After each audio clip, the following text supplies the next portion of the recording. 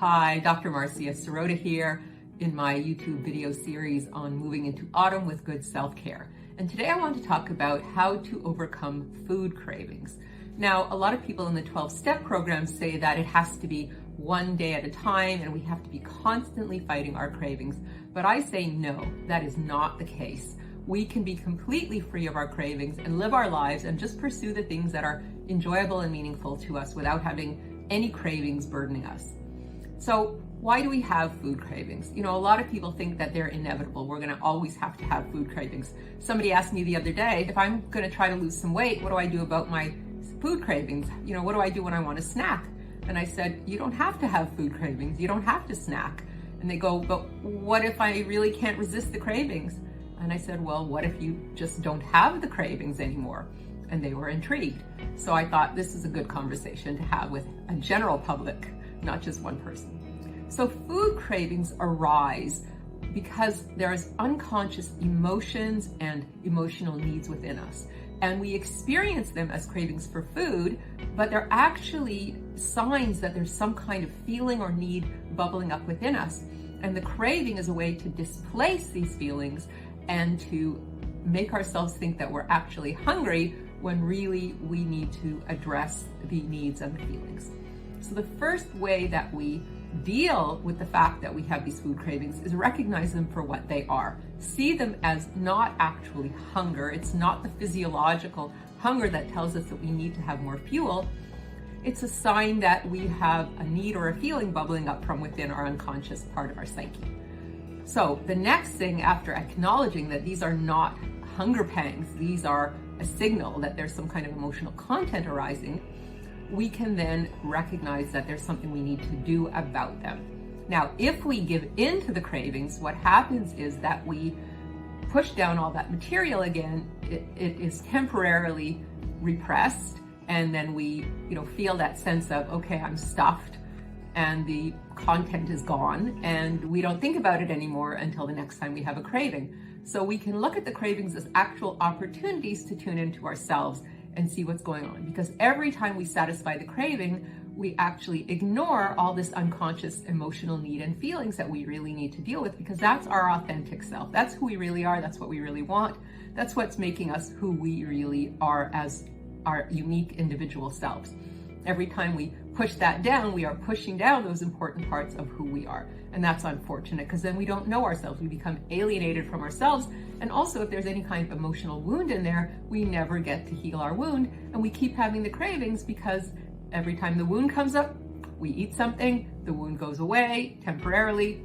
It never gets healed. It just keeps getting pushed down, and we just keep eating more and more. And of course, there's always going to be consequences. The more we eat, of course, there's going to be health implications, weight implications, and just general unhappiness with ourselves, because it's not helping us heal, and we're doing other activities which give us consequences instead.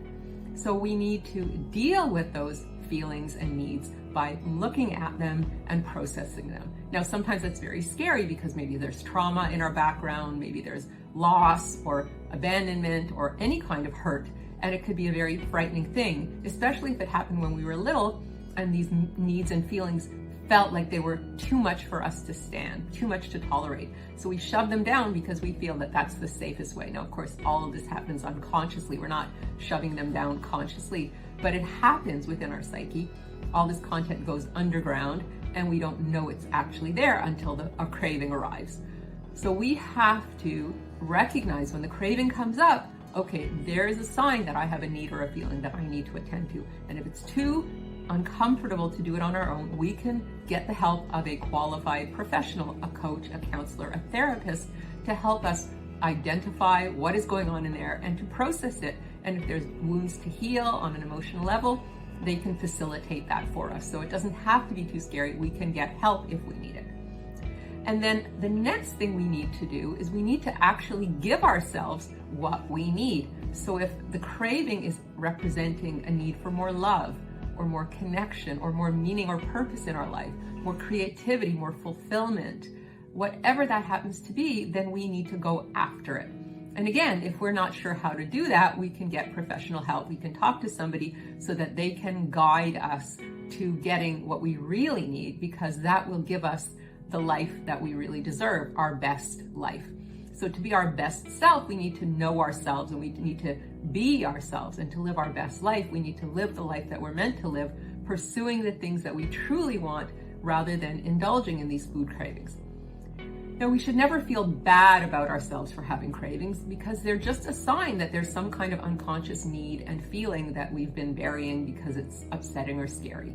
We should never feel bad about indulging in the cravings either, because the cravings create a vicious circle of fulfilling the craving and then having more cravings, because the dopamine pathway in the brain responds every time we fulfill a craving to have more urge to fulfill that craving. So rather than satisfying the urge every time we eat in response to a craving, we crave more. That's the way the dopamine pathway works. It's a very paradoxical brain pathway, but unfortunately we get stuck in this vicious circle of craving, eating, and then craving more. So we need to recognize that it's not our fault if we have these insatiable cravings, but there's a secret, a simple secret to satisfying, to canceling. There's a simple secret to eliminating all the cravings, which is to go cold turkey. Now, that doesn't mean you stop eating altogether, but you stop eating the foods that really trigger the cravings. Very spicy food, very fatty food, very sugary food, processed carbohydrates. Any kind of food that's very, very processed, and especially high in sugar, high in salt, high in fat, high in spice, because that's going to stimulate those dopamine pathways in the brain and increase the cravings. Eating simple food, complex carbohydrates, plain protein, green leafy vegetables, all that kind of stuff will decrease the cravings. Now, the good news is that it's not having to be like willpower for the rest of your life.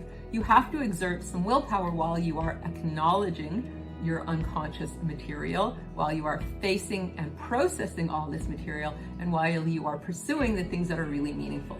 If you are doing all of these steps, the willpower serves to break that brain circuit of craving, eating, craving more, and then the work that you're doing helps to eliminate the cravings altogether on a psychological level. So if you're doing a little bit of willpower initially, that's all it takes. You don't need to continue the willpower forever. Diets don't fail because we run out of willpower. Diets fail because there's an emotional need that's not being met, and the child within feels frustrated, and so they turn back to food because they feel like they're not getting their needs met.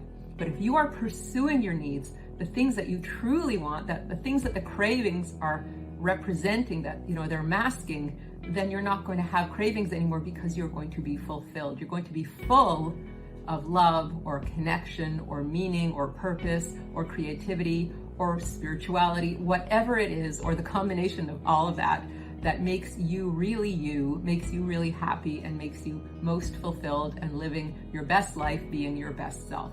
So you don't have to worry about having to exercise willpower one day at a time and always be fighting cravings. The cravings will go away if you first break the dopamine cycle by just doing the cold turkey for a month or two, and then you face and process all your emotional needs and feelings, and you pursue the things that are meaningful to you.